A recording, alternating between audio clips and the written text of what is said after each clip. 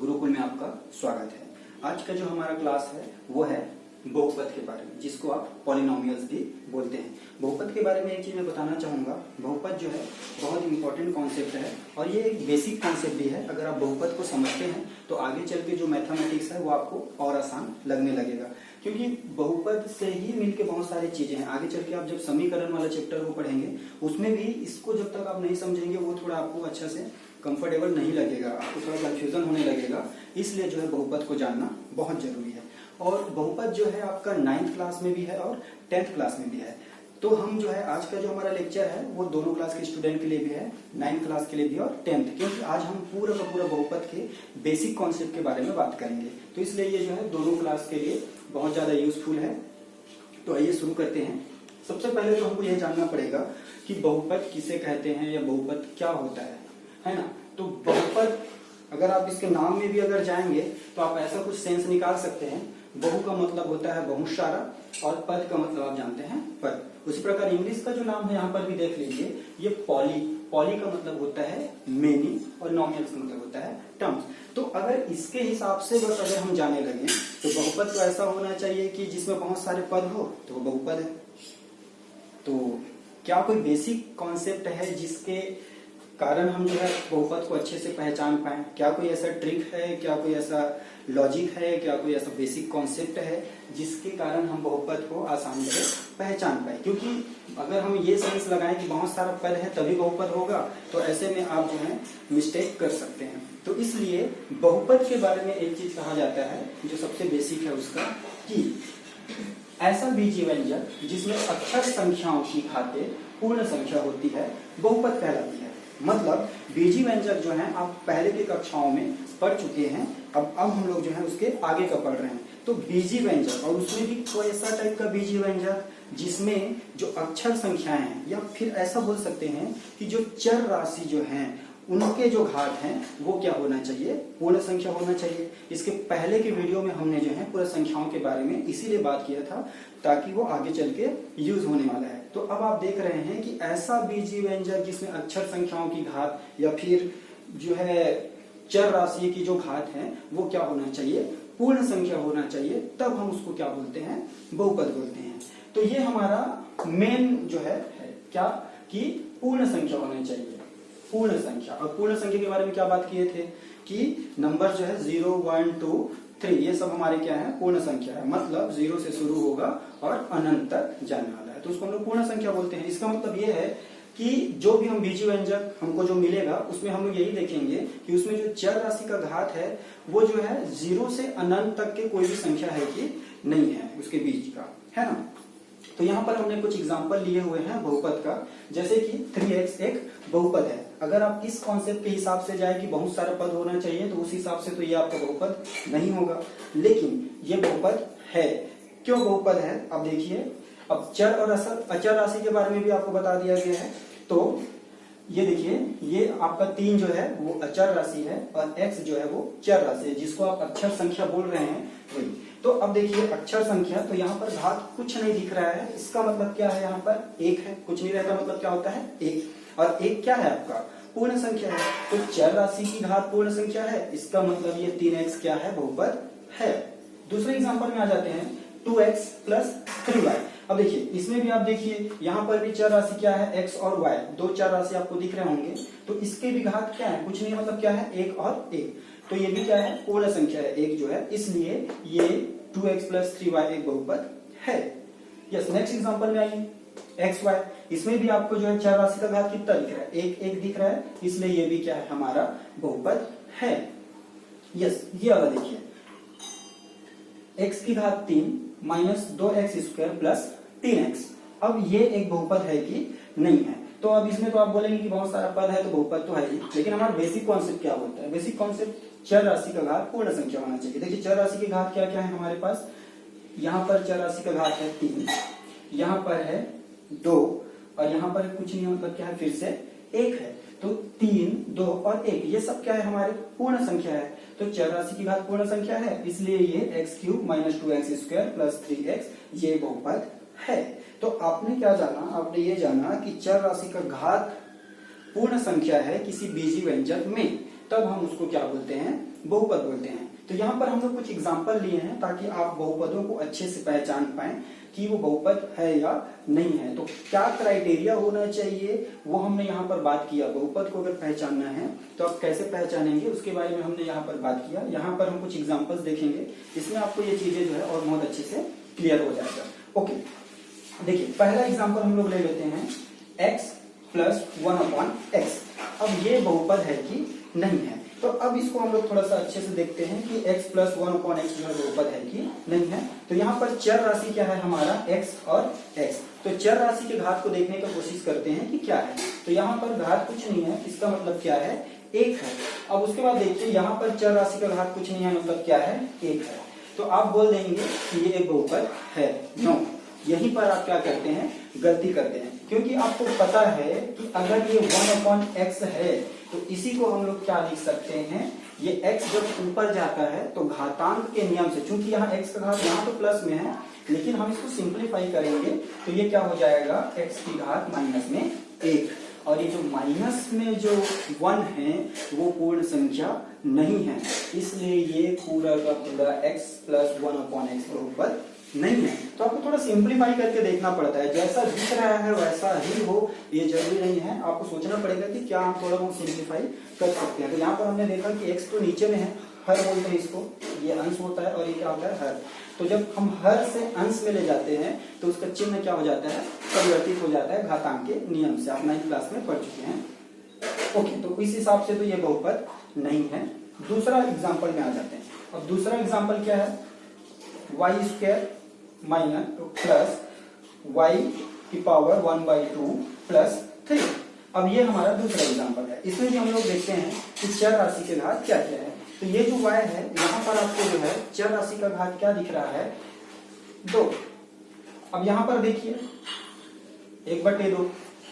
तो अब देखिए 2 तो आपको लगेगा कि पूर्ण संख्या है, यहाँ पर भी जो 3 है इसके साथ कुछ नहीं है, मतलब x की घात 0 इसके साथ शामिल है, तो 0 भी आपको पूर्ण संख्या है। बट ये जो आपका ये जो y की घात 1/2, तो 1/2 हमारा पूर्ण संख्या के क्राइटेरिया में नहीं आता है। तो चूंकि यहाँ पर ये जो चर राशि दिख रहा है इसका घात पूर्ण संख्या नहीं है, इसलिए ये भी बहुपद नहीं है।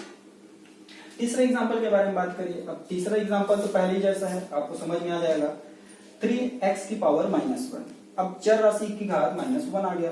अब -1 तो हमारा पूर्ण संख्या नहीं होता, इसलिए ये भी हमारा बहुपद नहीं है। चलिए एक एग्जाम्पल के बारे में बात करते हैं, ये वाला x² + 6x + 9, क्या ये बहुपद है? फिर से देखते हैं। तो यहाँ पर देखिए ये चर राशि है x, ये चर राशि x। अब यहाँ पर कुछ नहीं है, इसका मतलब क्या है कि एक चीज आपको पता होना चाहिए, ये जो दिख रहा है 9 इसके साथ x की पावर 0 शामिल है, क्योंकि अब फिर से घातांक के नियम से आप जानते हैं कि x की घात में अगर 0 है तो इसका मान क्या होता है, 1 होता है। तो अगर मैं यहाँ पर उस 1 को लिखूं या ना लिखूं तो मतलब तो वही है। तो इस चीज को आप ध्यान रखिए, कुछ टाइम में आपको मिलने वाला है आगे चल के। देखिए अब देखते हैं, तो हमारा यहाँ पर चर राशि का घात कितना है, 2। यहाँ पर कितना है, कुछ नहीं, मतलब 1। और यहाँ पर क्या है, x की घात 0, मतलब चर राशि का घात क्या है, 0। तो 0, 1 और 2, ये हमारा क्या है, ये तो पूर्ण संख्या है, इसलिए ये जो x² + 6x + 9 क्या है, बहुपद है।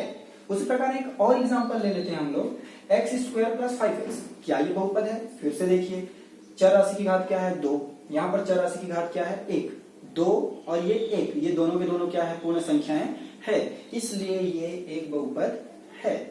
एक और एग्जांपल ले लेते हैं यहीं पर। अब देखिए p की घात 3 माइनस 2p प्लस, अब देखिए यहां पर ये जो आपका, अच्छे से समझिए, घनमूल बोलेंगे आपको इसको।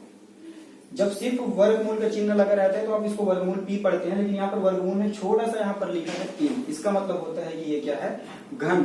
तो अब फिर से देखिए कि क्या ये एक बहुपद है, चलिए चेक करते हैं। p की घात में 3, ठीक है, 3 एक पूर्ण संख्या है। p की घात में कुछ नहीं, मतलब क्या है, 1 है, ये भी एक पूर्ण संख्या है, ठीक है। ये अब जैसे आप फिर से एक नया कॉन्सेप्ट जानिए कि अगर ये वर्गमूल में 2 लिखा है तो जब मैं वर्गमूल के चिन्ह को हटा देता हूं तो यहाँ पर इस वर्गमूल के बदले में घात में क्या लिख देता हूं, 1/2।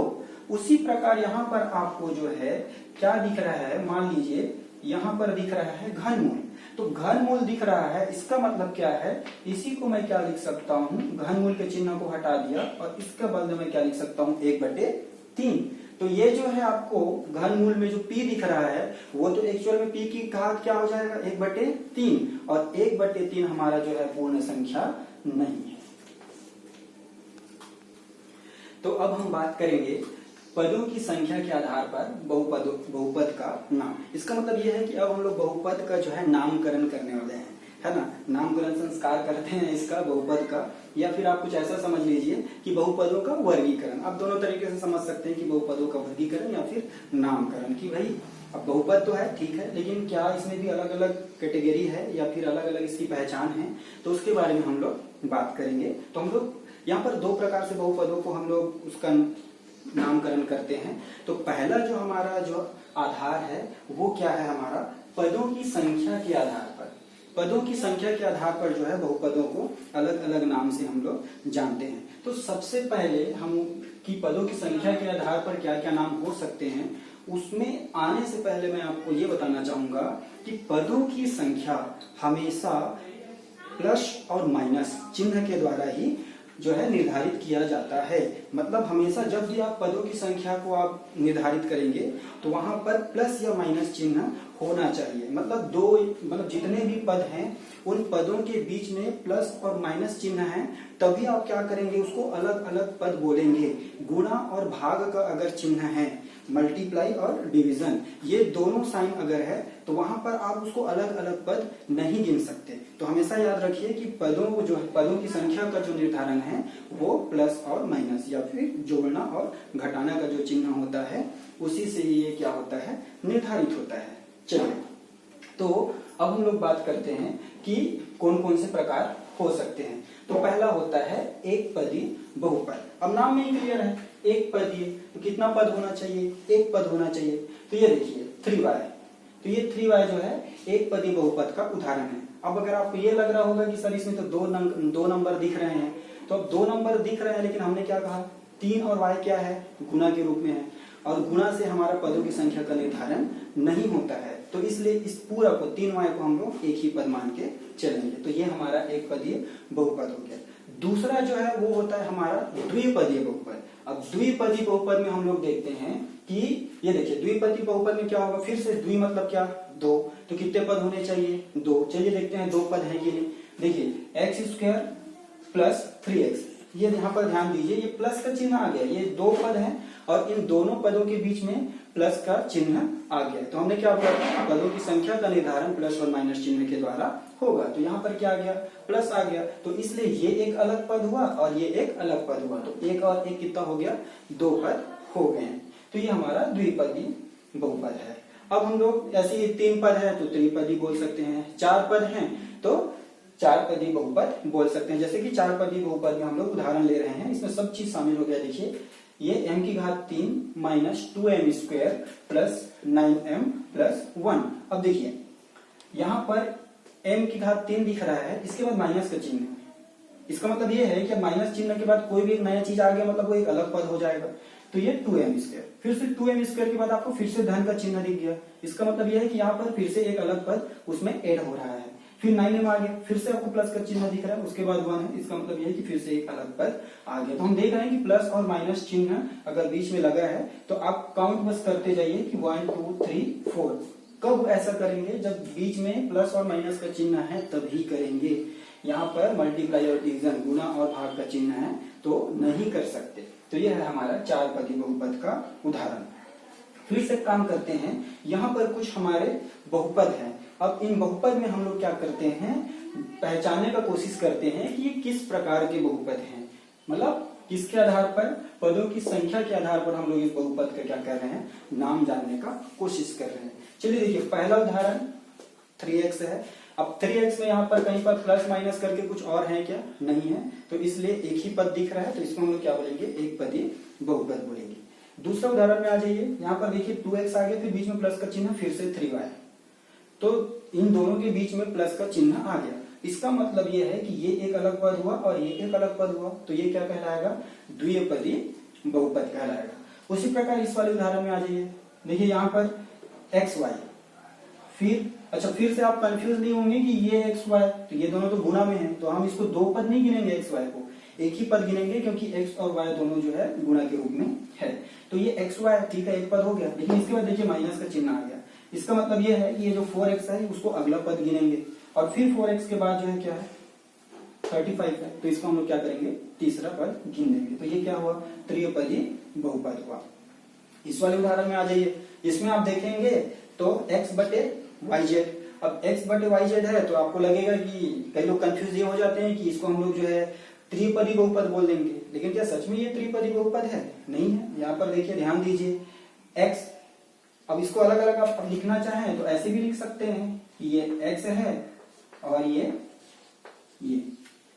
इसी चीज को मैं ऐसे भी लिख सकता हूं कि x गुणा 1 बटे वाई जेड। तो ये तो दोनों किस में हुआ, गुणा में हुआ, तो ये फिर से ये पूरा का पूरा अलग पद नहीं है, ये ओवरऑल क्या है, एक ही पद है। उसी प्रकार यहाँ पर देखिए एक्स वाई, तो हमको कई बार कंफ्यूजन हो जाता है कि दो अलग अलग चीज है, तो दो पद का तो नहीं हुआ, द्विपदी तो नहीं हुआ, नहीं, ये दोनों के दोनों चूंकि गुणा के रूप में है, इसलिए जो है ये एक पद कहलाएगा। अब हम बात करेंगे बहुपद की घात। अब ये जो है बहुपद की घात बताने वाला भी क्वेश्चन पेपर में आ जाता है कि आपको कोई भी बहुपद दे दिया जाएगा और बोलेंगे कि इस बहुपद की घात क्या है। तो इस चीज को भी हमको समझना पड़ेगा कि बहुपद की घात हम किसको बोले। जैसे कि हम एक एग्जांपल ले लेते हैं कि ये एक बहुपद है ना। अब ये एक बहुपद है तो यहाँ पर देखिए एक्स स्क्वायर प्लस 3 है, तो यहाँ पर आप बोल सकते हैं कि भाई घात में तो सिर्फ एक ही जगह कुछ दिख रहा है 2, तो आप बोल देंगे कि इस बहुपद की घात 2 है। ठीक है, ऐसे केस में तो आप एक ही बार दिया है तो आप समझ जाएंगे कि हाँ 2 है। तो थोड़ा ये वाला एग्जांपल ले लीजिए, यहाँ पर कुछ चर राशि का घात 2, फिर 7, फिर 1, फिर 0। तो इस बहुपद की घात क्या है, कंफ्यूजन वाली स्थिति है। और अगर इसको आप देखते हैं, फिर यह अलग एग्जांपल थोड़ा देख लीजिए, x square y plus x y, तो अब इस बहुपद की घात क्या है। तो इसका बेसिक कॉन्सेप्ट हमारा ये बोलता है, कैंसल नहीं कर सकते, तो हमारा बेसिक कॉन्सेप्ट ये बोलता है कि बहुपद की घात क्या होती है। बहुपद की घात उस पूरे बहुपद में जो अधिकतम घात है वही उस बहुपद की घात कहलाती है। तो यहाँ पर देखिए इस बहुपद की अधिकतम घात कौन से, तो देखिए ये एक्स स्क्वायर है और यहाँ पर कुछ नहीं है, इसका मतलब हम लोग क्या बोले थे कि एक्स की घात 0 यहाँ पर शामिल है। तो एक्स की घात 0 शामिल है तो यहाँ पर चर राशि की घात 0 और यहाँ पर 2, तो इन दोनों में से बड़ा कौन, 2, तो इसलिए इस बहुपद की घात क्या 2। तो हमने क्या समझा कि अगर बहुपद की घात आपको पता करनी है तो उस पूरे बहुपद में जो अधिकतम घात है, मैक्सिमम जो है, वही वाला उस पूरे बहुपद का घात कहलाएगा। चलिए यह वाला उदाहरण ले लीजिए आप, जो है यहाँ पर कितना है 2, यहाँ पर कितना 7, यहाँ पर कुछ नहीं मतलब क्या है 1, और यहाँ पर कुछ नहीं है मतलब उसमें क्या है चर राशि की घात 0। तो 0, 1, 2, 7, तो इन सब में बड़ा क्या है, सब में बड़ा क्या है 7, तो इसलिए इस पूरे बहुपद का घात क्या होगा 7 होगा। उसी प्रकार ये वाला एग्जांपल ले लीजिए, इसमें तो कुछ दिख ही नहीं रहा, तो आप समझ जाएंगे कि यहाँ पर चर राशि की घात कुछ नहीं है मतलब क्या है 1 है, इसलिए इस बहुपद की घात क्या होगी 1। उसी प्रकार ये वाला अगर आप एग्जांपल लेते हैं तो इस एग्जांपल में देखिए x square y plus x y. अब यहाँ पर आपको थोड़ा सा हो सकता है कंफ्यूजन कि अब इसमें क्या हो, कैसे सॉल्व कर सकते हैं आप इस क्वेश्चन को। तो यहाँ पर देखिए ये एक्स स्क्वायर है, अब इसको दो तरीके से आप समझ सकते हैं।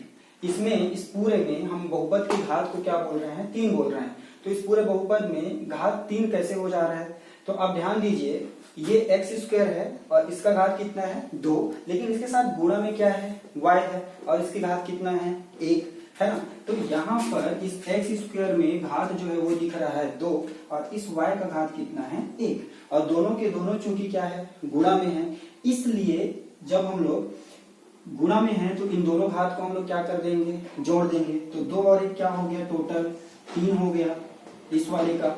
उसी प्रकार आप इसमें देखिए तो यहाँ पर चर राशि की घात कितना है 1, इसका भी घात कितना है 1, तो 1 और 1 कितना हो जाएगा आपका 2। तो फिर से अब ये 2 और ये 3, तो अधिकतम कौन सा हुआ 3, इसलिए इस पूरे बहुपद में बहुपद की घात क्या होगी 3 हो जाएगा। तो तो अब हम लोग बात करेंगे घातों के आधार पर बहुपदों के नाम, या फिर वर्गीकरण बोल सकते हैं, या फिर नामकरण, ऐसे ही कुछ मैंने पहले बोला था। तो अब घातों के आधार पर देखेंगे, इसीलिए मैंने पहले बहुपद की घात क्या होती है या फिर हम कैसे पहचानेंगे कि इस बहुपद की घात कितने हैं, तो वो मैंने आपको अभी अभी बताया। क्योंकि वो जब तक नहीं जानेंगे तब तक आप जो है घातों के आधार पर बहुपद का वर्गीकरण नहीं कर सकते। ठीक है, तो चलिए अब देखते हैं। घातों के आधार पर हमारा 3 प्रकार के फिर से हो जाते हैं, है ना। 3 प्रकार के नहीं, मतलब आप आगे बढ़ते जाएंगे, लेकिन मेनली हम इन तीनों के बारे में बात करते हैं क्योंकि सबसे ज्यादा यूजेस इसी के करने वाले हैं। यस, पहला हम लोग बोल रहे हैं अचर बहुपद। अब अचर बहुपद को आप इंग्लिश में भी याद रखिए, कांस्टेंट पॉलिनोमियल्स बोलते हैं। दूसरा है हमारा रैखिक बहुपद, लीनियर पॉलिनोमियल्स।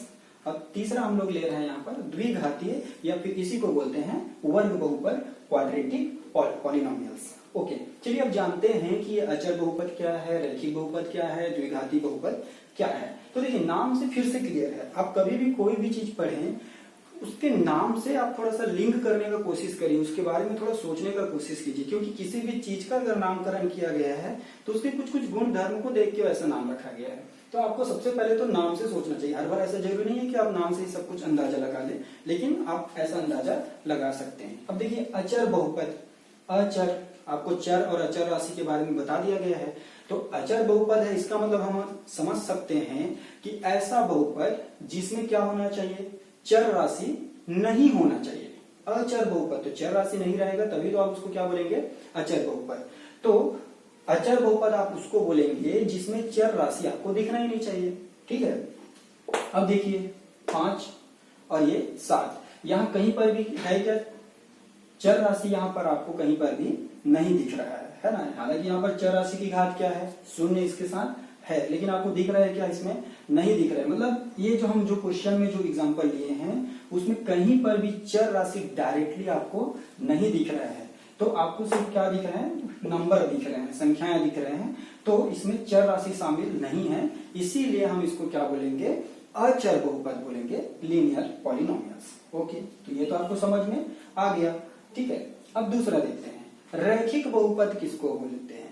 तो रैखिक बहुपद या लीनियर पॉलिनोमियल्स, तो रैखिक बहुपद उसको बोलेंगे जिस बहुपद की अधिकतम घात कितना होना चाहिए, 1 होना चाहिए। या फिर ऐसा बोलूं कि ऐसा बहुपद जिसमें चर राशि की घात क्या हो, 1 हो, तो हम लोग उसको क्या बोलेंगे, रैखिक बहुपद। तो हम एग्जांपल ले लेते हैं, जैसे कि देखिए एक बहुपद है x+2।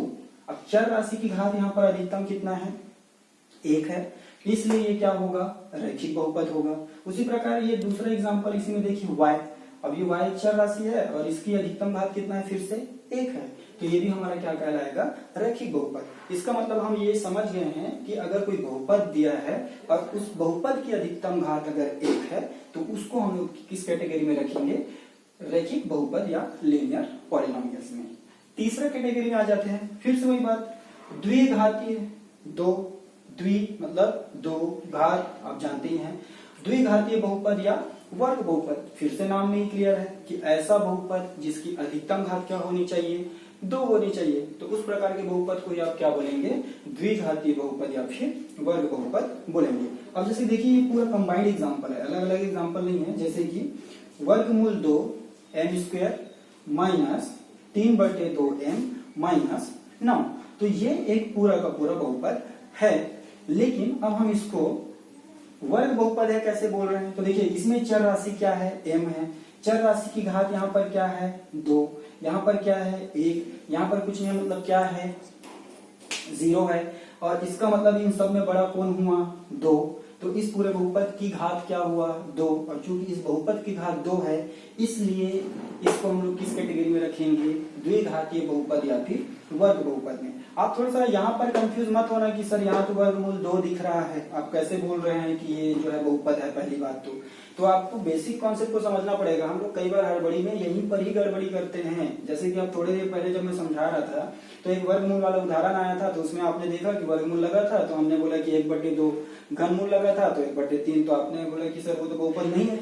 लेकिन वहां पर चर राशि में वर्गमूल लगा था, इसलिए चर राशि की घात 1/2 या फिर 1/3 हो रहा था। यहाँ पर ये जो वर्गमूल है वो इस नंबर के साथ लगा है और उससे हमको कोई भी फर्क नहीं पड़ता है। इसी को अगर मैं चेंज कर दूं और ऐसा कुछ कर दूं, क्या कर दें हम, इसको ले लेते हैं 2 और वर्गमूल में m, माइनस में 3/2m और माइनस में 9। अब देखिए कि ये जो वर्गमूल का चिन्ह है वो इस चर राशि के साथ लग गया, मतलब चर राशि की घात अब 1/2 हो गया। तो ये तो बहुपद तो है ही नहीं। आप ये द्विघाती बहुपद है कि नहीं वो तो बाद में आएगा, ये बहुपद है ही नहीं। तो कई बार हमको ये कंफ्यूजन होता ही है और आपको क्वेश्चन कई बार ऐसे दिया भी जाता है, क्योंकि आपका आदत तो हो जा रहा था इस टाइप का पढ़ने का, बेसिक चीजों को आप समझते नहीं है, तो कई बार हम लोग यही गड़बड़ी करते हैं। तो ये चीज आपको समझना पड़ेगा कि चर राशि की घात है कि ये जो हमारा अचर राशि की घात में वैसा कुछ दिख रहा है, तो ये हमारा मेन है। तो आपने जो है घात जो है बहुपद का वर्गीकरण आपने देखा, 2 प्रकार से देखा, पदों के आधार पर कैसे निर्धारित करते हैं वो, और घातों के आधार पर कैसे निर्धारित करते हैं ये सब बेसिक फंडामेंटल्स जो है, ये आपको बेसिक जो है आपको पता ही होना चाहिए, क्योंकि आगे चल के ये जो बहुपद है, देखिए सबसे पहले कॉन्सेप्ट आया बीजी व्यंजक, फिर आपने बीजी व्यंजक में फिर आपने बोला कि अगर चर राशि के घात को अगर मैं पूर्ण संख्या कर दूं तो उसी चीज को मैं बहुपद बोल देता हूं। फिर आगे चल के ये जो बहुपद है इसी में आप जो है बराबर का चिन्ह लगा देंगे और उसके राइट हैंड साइड में भी कुछ लिख देंगे या लेफ्ट हैंड साइड में कुछ लिख देंगे, फिर वो समीकरण बन जाएगा और उसका नाम भी ऐसे ही रहेगा, इस टाइप का, मतलब इसी आधार पर उसको किया जाएगा। इसलिए बहुपद बहुत ज्यादा इंपॉर्टेंट है। आप इसको एक टॉपिक की तरह या पहला आपका चैप्टर की तरह ना लें, आगे के भी चैप्टर्स में ये बेसिक कॉन्सेप्ट जो है बहुत काम आने वाले हैं, तो इन सब चीजों को ध्यान रखिए। तो अब हम लोग बात करने वाले हैं गुणांक के बारे में, कि गुणांक हम किसे कहते हैं। कई बार क्वेश्चन आता है कि आपको एक बहुपद दे दिया जाएगा और आपको बोलेगा कि इस दिए गए बहुपद में x² का गुणांक बताइए या फिर x का गुणांक बताइए, x की घात 3 का गुणांक बताइए। इसलिए हम इस टॉपिक को कवर कर रहे हैं। तो गुणांक का मतलब क्या है? अक्षर संख्या के साथ जो संख्या गुणा में लिखी गई होती है, अक्षर संख्या के साथ, आप ऐसा समझ लीजिए चर राशि के साथ जो संख्या गुणा में है वही उसका क्या है, गुणांक है। तो ये आपको समझ में आ गया कि कोई भी चर राशि है उसके साथ जो गुणा में है वही उसका क्या कहलाता है, गुणांक कहलाता है। अब जैसे कि हम लोग बात करें, हमारे पास ये उदाहरण आपके पास है, देखिए पहले एग्जांपल में आप देख रहे हैं कि 3x² प्लस, इसको क्यूब कर देते हैं थोड़ा, ओके, तो 3x की घात 3 धन 2x की घात 2 धन 3x धन 2। अब इसमें 2-3 प्रकार के क्वेश्चन बन सकते हैं, तो हम लोग पूरा का पूरा एक साथ ही कवर करेंगे। अगर इस क्वेश्चन में आपको पूछा जाए कि x की घात 3 का गुणांक क्या है, तो x की घात 3 का गुणांक पूछा जा रहा है, तो आप x की घात 3 के पास आ जाइए और उसके साथ जो गुणा में रहता है वही उसका गुणांक कहलाता है। तो x की घात 3 के साथ क्या गुणा में है, 3, तो यहाँ पर x की घात 3 का गुणांक कौन होगा, 3 हो जाएगा। उसी प्रकार इसी क्वेश्चन में अगर आपको ये पूछ दिया जाए कि 2x² जो है, मतलब इस पूरे बहुपद में x² का गुणांक क्या है, फिर से आप क्या करेंगे, x² को पूछा गया है, x² ढूंढिए, कहाँ गया x², ये अब x² के साथ जो गुणा में है वही इस बहुपद में x² का क्या होगा, गुणांक होगा। तो x² के साथ गुणा में क्या है, 2 है ना। उसी प्रकार अगर x का गुणांक पूछ दिया तो x के साथ क्या गुणा में है, 3, तो इसलिए x का गुणांक क्या होगा, 3। तो यहाँ पर आप कंफ्यूज ना हो, मैं एक ही क्वेश्चन में सबका बता दे रहा हूँ, लेकिन पेपर में जनरली किसी एक का पूछा जाएगा, मतलब इसी क्वेश्चन में हो सकता है आपको बोले कि x² का गुणांक बताइए, पूरा का पूरा नहीं पूछता है ज्यादा, लेकिन आपको समझ में आना चाहिए कि इस तरीके से हम लोग बता सकते हैं। चलिए इस बहुपद में आ जाते हैं। अगर अब मैं बात करूं कि इस बहुपद में x की घात 3 का गुणांक क्या है, तो सबसे पहले तो आप ढूंढेंगे कि x की घात 3 कहाँ पर है, यहाँ पर है। तो अब x की घात 3 के साथ जो गुणा में है वही क्या कहलाएगा, इसका गुणांक। तो x की घात 3 के साथ गुणा में क्या है, 1/2, तो यही उसका क्या कहलाएगा, गुणांक कहलाएगा, है ना। तो x की घात 3 का गुणांक इस बहुपद में क्या है, 1/2। ओके, चलिए और आगे बढ़ते हैं। जैसे इस वाले बहुपद में आ जाइए आप, इस बहुपद में अगर आप आते हैं तो अब मान लो मैं इसमें पूछता हूं कि x की घात 4 का गुणांक बताइए। अब मैं जानबूझ के बोला हूं कि x की घात 4 का गुणांक बताइए, तो सबसे पहले तो आपको ढूंढना पड़ेगा कि x की घात 4 कहां पर है, यहाँ। अब आप बोलेंगे इसके साथ तो कुछ गुणा में दिख नहीं रहा है, तो गुणा में कुछ नहीं है का मतलब क्या है, 1 है। तो यहाँ पर x की घात 4 का गुणांक क्या हो जाएगा, 1। इसी प्रकार अगर मैं x² का गुणांक बोलूं तो फिर से वही बात, ये x² और उसके साथ गुणा में क्या है, 1/4, तो यही उसका क्या कहलाएगा, गुणांक कहलाएगा। इस वाले क्वेश्चन में आ जाइए। अब इस क्वेश्चन में फिर से आपको पूछा जाता है कि एक्स स्क्वायर का गुणांक बताइए। अब कंफ्यूज हो जाएंगे कि इसमें कैसे एक्स स्क्वायर का गुणांक देखिए, इसमें गुणा होना तो कुछ है नहीं, भाग के रूप में दिख रहा है कि एक्स स्क्वायर को भाग दे रहे हैं हम लोग 2 से, ऐसा कंफ्यूज हो जाते हैं। लेकिन क्या इसी चीज को मैं ऐसे नहीं लिख सकता कि ये जो ऊपर में 1 बटे में 2 और यहाँ पर गुणा और ये एक्स स्क्वायर प्लस 1। तो अब आप देख रहे हैं कि एक्स स्क्वायर के साथ गुणा में क्या है 1/2, इसलिए इस बहुपद में एक्स स्क्वायर का गुणांक क्या है 1/2। तो आज के लेक्चर में हमने पूरा का पूरा जो है बहुपद के बेसिक कॉन्सेप्ट्स के बारे में जाना कि बहुपद क्या है, बहुपद को कैसे पहचानेंगे, बहुपद की घात क्या होती है, कितने प्रकार के होते हैं, है ना, और बहुपद में किसी चर राशि का अगर आपको गुणांक पूछा जा रहा है तो वो कैसे फाइंड आउट करेंगे। आशा करता हूँ आप सबको बहुत अच्छे से समझ आया होगा। आज के लेक्चर यही समाप्त करते हैं। Thank you for watching.